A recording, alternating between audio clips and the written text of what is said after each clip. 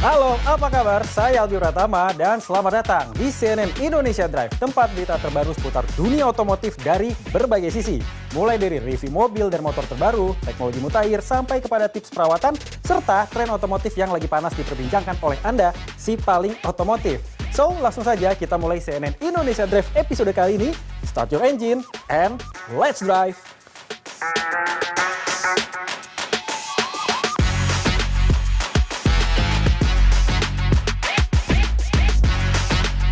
Persaingan subcompact SUV kian panas di Indonesia. Setelah hadir Toyota Race bermesin turbo, kini juga sudah hadir Suzuki Fronx yang mulai melakukan pendekatan menggunakan teknologi mild hybrid. Lalu seperti apa persaingan dua mobil subcompact SUV asal Jepang ini? Mana yang lebih pas untuk pasar Indonesia? Apakah tim hybrid ataukah tim turbo? Berikut reviewnya untuk Anda. SUV crossover makin rame nih di jalanan karena kedatangan penantang baru. Yang satu ini punya gaya lebih fresh plus bawa bahasa desain dynamic coupe style. Dan inilah dia Suzuki Fronx yang baru aja di launching. Plus bisa dibilang Suzuki Fronx ini adalah subcompact SUV pertama di Indonesia yang bawa teknologi hybrid. Bicara soal hybrid, harusnya sih punya konsumsi BBM yang tentunya irit. Apalagi Suzuki nih. Bentar, ada yang tiba-tiba datang nih. Kalau gue tim Race Turbo. Tarik dikit tapi nyundulnya banyak. Karena udah ada dua mobil, udah ada dua driver nih, ada Albi, ada Dika. Gimana kalau kita langsung aja eksplorasi nih? Boleh juga, tapi kemana kira-kira kita ngetesnya? Yang deket-deket aja lah, ke Polewali Mandar gimana? Enggak. Touring Kita banget. ke Bandung aja. Tapi sebelum jalan, kayaknya kita harus ngenalin dulu nih, gimana tampilan eksterior dan juga interior dari masing-masing mobil ini. Suzuki Fronx yang kita bawa kali ini masih fresh from the oven loh. Kilometernya aja masih puluhan pas kita terima. Lihatin deh, desain grillnya tegas banget. Lampu LED 3 titik dengan LED DRL dan velg 16 inci single tone berwarna hitam buat varian SGX ini bikin mobil tampil lebih sporty. Ada juga antena shark fin dan buritan Suzuki Fronx yang senada sama bagian depannya. Dengan adanya lampu yang terhubung lewat satu tarikan garis yang juga ikut menyala. Masuk ke dalam interiornya, langsung nih disambut sama dashboardnya yang elegan. Buat urusan entertainment, ada head unit floating touchscreen 9 inci yang udah support Android Auto dan Apple CarPlay yang juga bisa mencitrakan layar 360 view kamera serta informasi seputar mobil Fronx ini. Untuk tempat duduk joknya bernuansa dual tone berbahan kulit sintetis and fabric. Ada juga wireless charger, USB port charger Type A dan C, auto climate AC dan AC baris kedua, serta mobil ini juga kasih ruang bagasi yang lega buat di kelas small SUV. Buat keselamatan penumpang, Suzuki Fronx ini juga udah dilengkapi selama 6 airbag. Banyak banget pula nih soal urusan kompartemen penyimpanan yang ada di dalamnya. Yang menyenangkan lagi, di sini tuh banyak banget tombol fisik yang lebih peka sama sentuhan indera kita. Mulai dari tombol AC dan juga pengaturan lainnya termasuk ADAS. Nggak ketinggalan, ada pedal shift transmission di balik setir kemudi yang juga pengaturannya udah tilt dan teleskopik. Nah, Race ini secara eksterior punya tampilan yang stylenya urban sport ala-ala Toyota GR Sport Series gitu. Grillnya gede, lampu depan bentuknya sipit yang juga udah pakai LED, lampu senya udah animasi, dan velgnya 17 inci. Karakternya makin sporty dan maskulin. Sementara di bagian dalam, jok dikasih kombinasi hitam, gabungan synthetic leather, dan juga fabric. Karena ini GR Sport, tentu juga dong udah ada pedal shift biar bawa mobil ini lebih dinamis. Selain itu, ada juga layar head unit sentuh 9 inci. Tapi sayang, belum support Android Auto sama Apple CarPlay. Oh ya, mobil ini juga dilengkapi AC Auto Climate sama ada 6 airbags buat keselamatan seluruh penumpangnya. Buat urusan kompartemen penyimpanan, mobil ini juga nggak kalah banyak kok.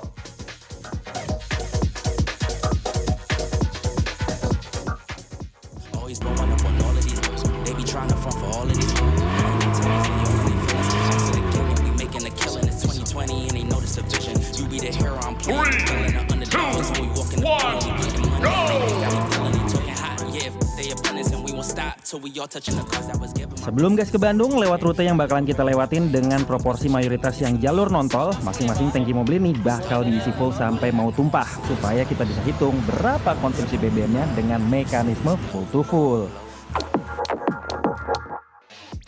Suzuki Fronx yang lagi gua pakai ini adalah varian SGX alias varian ataupun tipe tertingginya yang pakai mesin 1500 cc K15C dual jet 4 silinder dengan teknologi SHVS atau Smart Hybrid Vehicle by Suzuki. Canggih ya kan? Terus mobil ini punya tenaga 100,6 PS dan juga torsinya 135 Nm. Terus mobil ini tuh udah dipadukan dengan transmisi otomatis 6 kecepatan yang ternyata perpindahan giginya smooth banget, hampir nggak berasa. Terus juga ya, kalau misalnya kita pengen berkendaranya lebih agresif ataupun dinamis, tenang aja.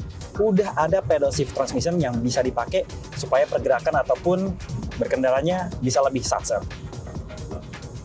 Kekedapan kabinnya juga lumayan, dimana suara dari luar nggak begitu bising, suara dari mesin juga cukup minor. Nah, kira-kira gimana nih impresinya Mahardika yang ada di belakang pakai mobil kompetitor?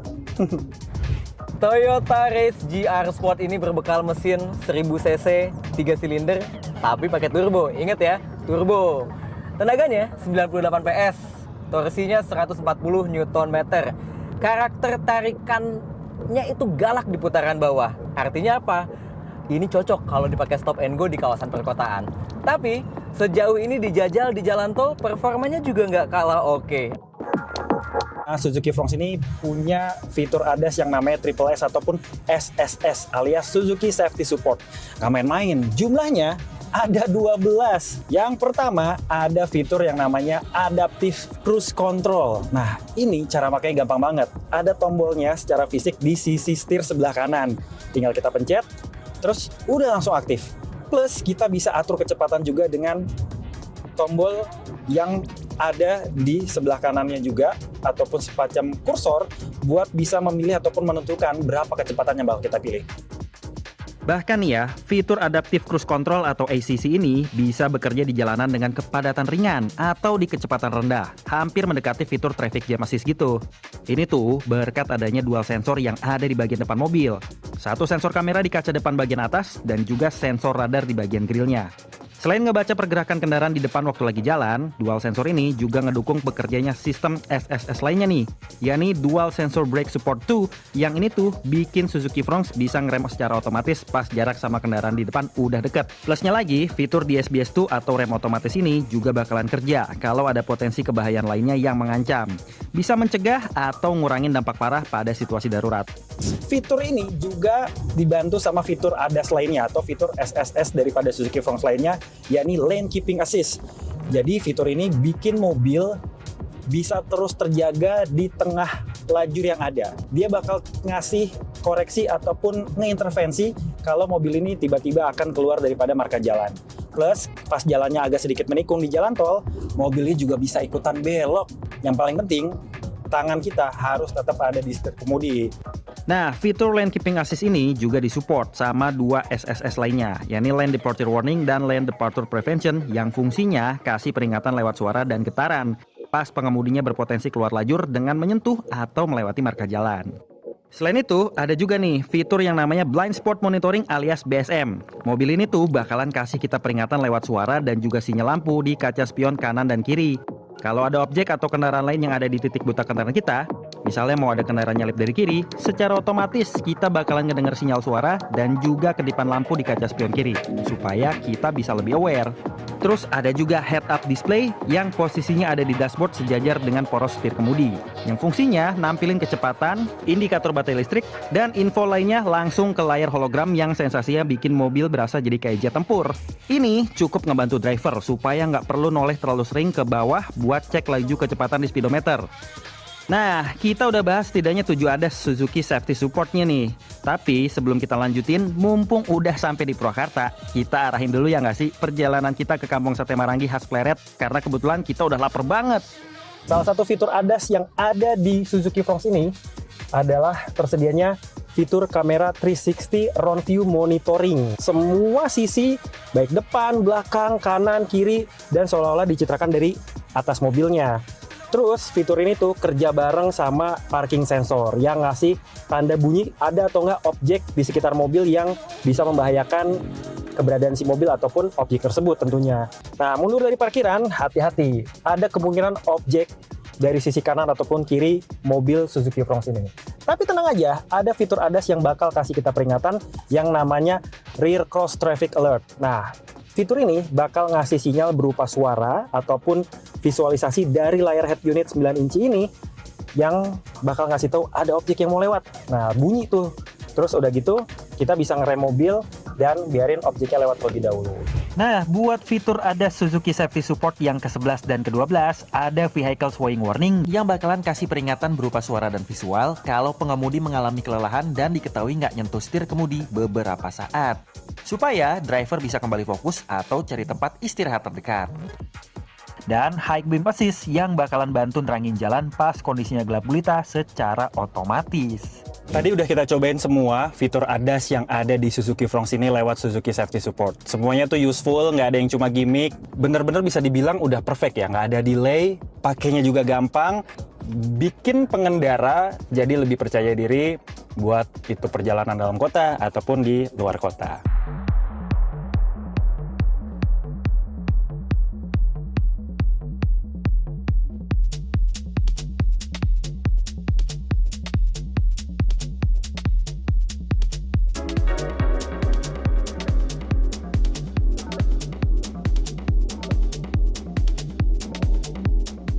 Fitur ADAS yang ada di Toyota Race GR Sport Turbo ini ada 6 lewat teknologi yang namanya TSS atau Toyota Safety Sense. Beberapa di antaranya mirip dengan yang ada di Suzuki Fronx. Tapi salah satu yang paling menarik perhatian gue adalah fitur Adaptive Cruise Control atau ACC.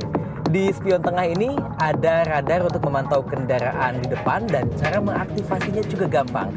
Cukup tekan saja tombol yang ada di setir untuk menentukan seberapa jauh jarak kita dengan kendaraan yang ada di depan, lalu kita set lagi kecepatan yang kita mau. Setelah itu, udah deh, kaki kita nggak perlu lagi injak pedal gas dan rem, karena laju kecepatan mobil ini akan mengikuti kecepatan mobil yang ada di depan kita, begitu pula dengan pengeremannya.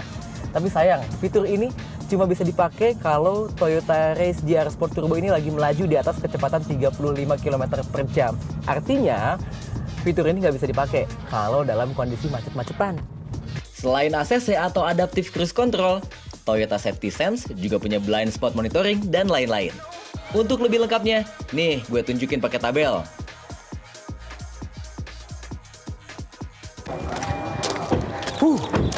Selamat datang di kota Bandung. Udah di mana nih kita, Bi? Kita udah nyampe di Lembang ya, Bandung Utara. Udaranya seger banget tuh, sampai menggigil Dika. Tiris, boy, tiris pisan. Nah, impresi gue ya bahwa Suzuki Fronx yang baru netes ini, baru diperkenalkan, impresinya luar biasa sih. Dia bawa mesin hybrid pertama nih di kelasnya. Hybrid ya? Hybrid. Dia nggak bisa banget diajak buat boros, karena irit terus. Dibejek di jalan tol, di jalur Padalarang, nggak ada masalah. Effortless juga, walaupun nggak pakai turbo. Konsumsi BBM-nya juga bisa dibilang juga nggak mau boros. Terus tadi kan kita udah isi BBM nih, cuman ngisi 14 literan aja dari Jakarta kemarin sampai ke Bandung dengan sistem full to full. Gimana? Mantep nggak? Mantap. Tapi kalau gue boleh cerita impresi soal Toyota Race GR Sport Turbo yang gue pakai nih, ini kayaknya cocok banget buat yang ngejarnya performa. Tadi setelah pengisian kedua, setelah kita ngisi di Jakarta sebelumnya, nambahnya sekitar 16 liter aja. Itu setelah kita menempuh lebih dari 220 km perjalanan. Betul. Ya.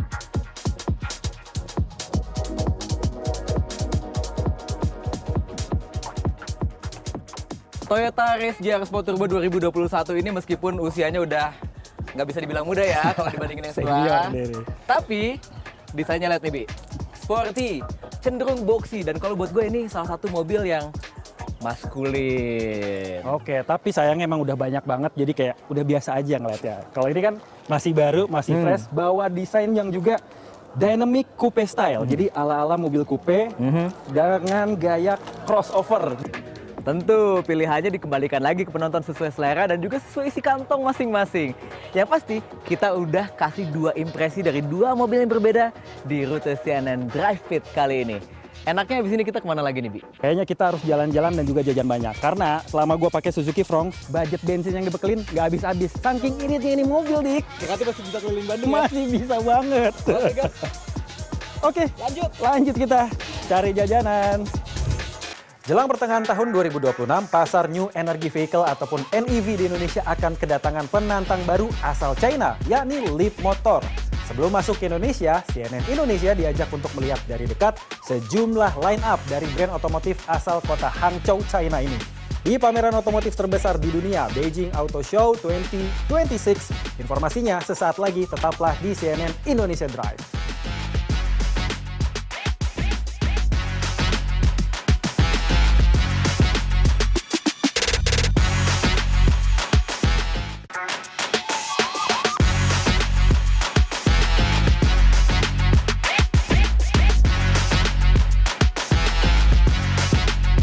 Jelang pertengahan tahun 2026 ini, pasar otomotif Indonesia akan kehadiran new energy vehicle yang akan datang menantang pasar kendaraan yang sudah ada. Ya ini Leap Motor yang asalnya dari China, dan sebelum masuk ke Indonesia, saya kebetulan diajak untuk melihat secara langsung sejumlah line up dari brand otomotif asal kota Hangzhou ini di pameran otomotif terbesar di dunia Beijing Auto Show 2026.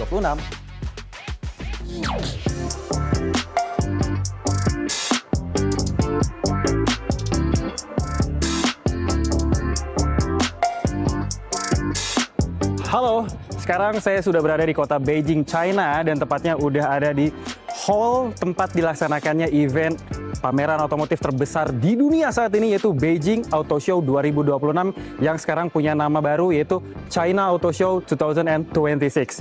Dan kebetulan saya datang ke sini diundang oleh salah satu brand otomotif yang akan segera masuk ke pasar kendaraan new energy vehicle di Indonesia, yaitu Leap Motor. Booth daripada Leap Motor ini totalnya sekarang ada 9 line up, di mana pertama kali saya ngelihat Leap Motor ini pada saat pameran di Prancis, yaitu Mondial di L'Auto tahun 2024. Mereka baru punya 3 line up aja, tapi sekarang totalnya mereka sudah punya sekitar 9 line up.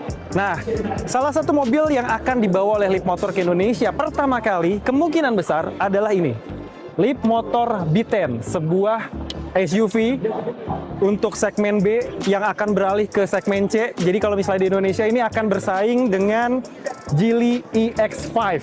Kita lihat dari dekat, ini warnanya agak-agak lavender gitu ya. Dan kita bisa lihat di sini lampunya udah pakai LED projector di bawah sini, dan di atasnya ada DRL yang pisah-pisah begini ya, kayak checker flex kilas.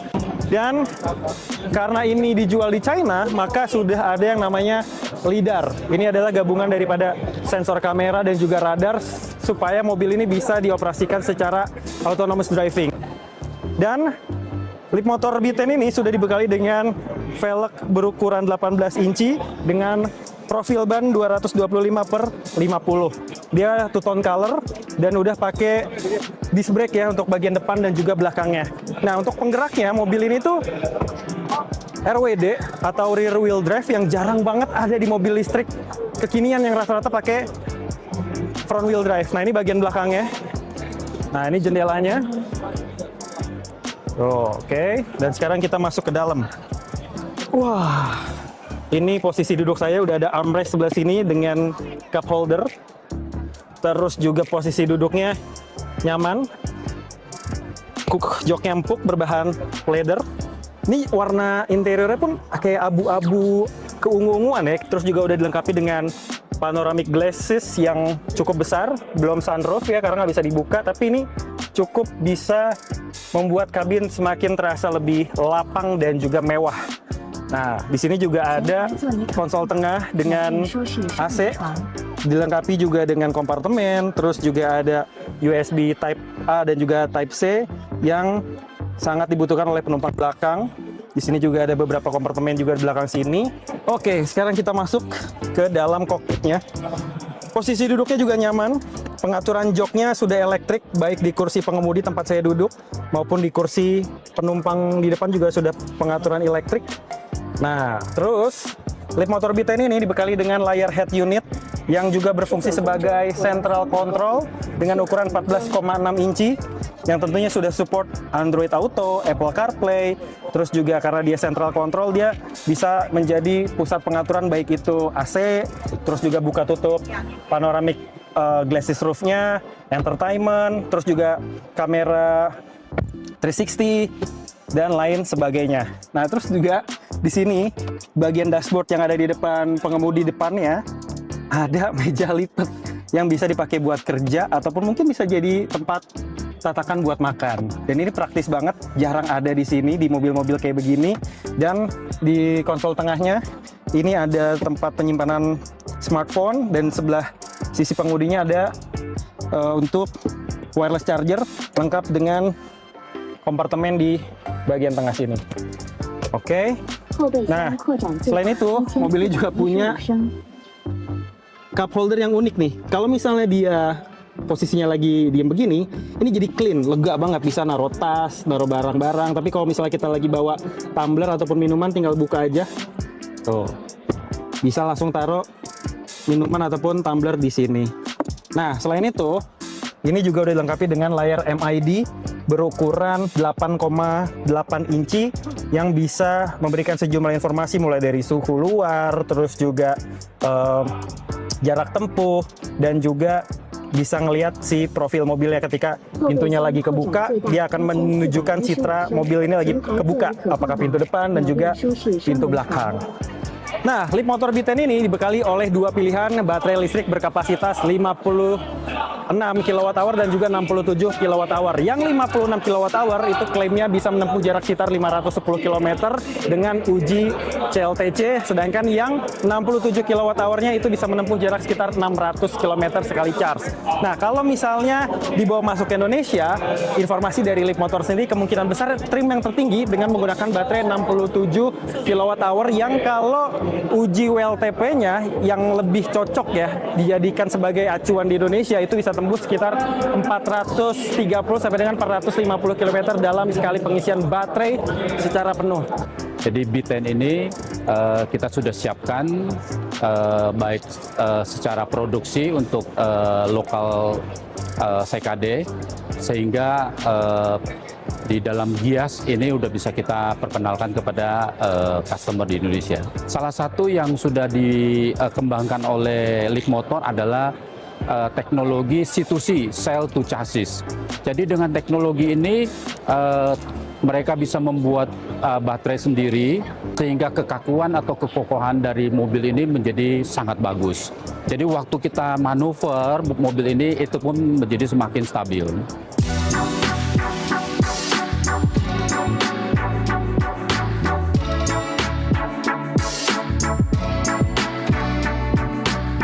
Nah, selain Leap Motor B10, Leap Motor juga berencana menghadirkan mid-size SUV mereka yang bernama Leap Motor C10. Secara desain, Leap Motor C10 itu tampil dengan karakter SUV listrik modern yang lebih clean dan juga minimalis. Fascia depannya mengusung lampu LED yang manjang, handle pintunya model flash, sampai siluet SUV yang terlihat premium namun tetap family friendly. Dimensinya juga cukup bongsor, panjangnya hampir 4,74 meter dengan wheelbase 2,8 meter yang bikin ruang kabinnya jadi lapang buat pasar keluarga Indonesia. Buat spesifikasinya, varian Global C10 ini mengusung motor listrik penggerak roda belakang dengan tenaga di kisaran 218 daya kuda dengan torsi 320 Nm dan baterainya hampir 70 kWh. Kalau beneran masuk ke pasar Indonesia di akhir 2026 nanti, maka C10 bisa bermain di segmen kelas yang menantang eksistensi BYD Lion 7 dan juga Xpeng G6. Nah, brand asal China ini juga berada dalam naungan Stellantis Group yang juga induk dari sejumlah merek besar seperti Citroen, Jeep, Peugeot, Alfa Romeo, Maserati, Opel, Dodge, Chrysler, sampai Lancia. So, apakah Leap Motor nantinya akan memiliki taji di segmen NEV di Indonesia? Kita nantikan aja kehadirannya dalam waktu dekat. Albi Pratama, Beijing, China. Pabrikan otomotif China kini mulai meredefinisi makna dari kendaraan mewah. Tak hanya sebagai kendaraan yang nyaman secara interior, integrasi perangkat lunak dan kecerdasan buatan pun kini menjadi senjata utama untuk bersaing dengan merek global. Informasinya sesaat lagi, tetaplah di CNN Indonesia Drive.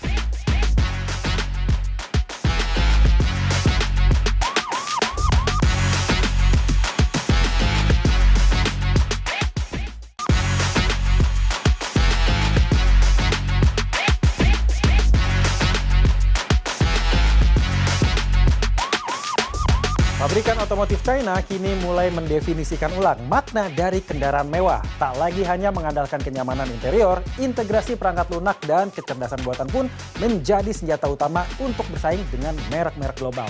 Dan informasi berikut sekaligus menutup perjumpaan kita di CNN Indonesia Drive edisi kali ini. Saya Albi Pratama, pamit undur diri. Sampai jumpa and until the next ride.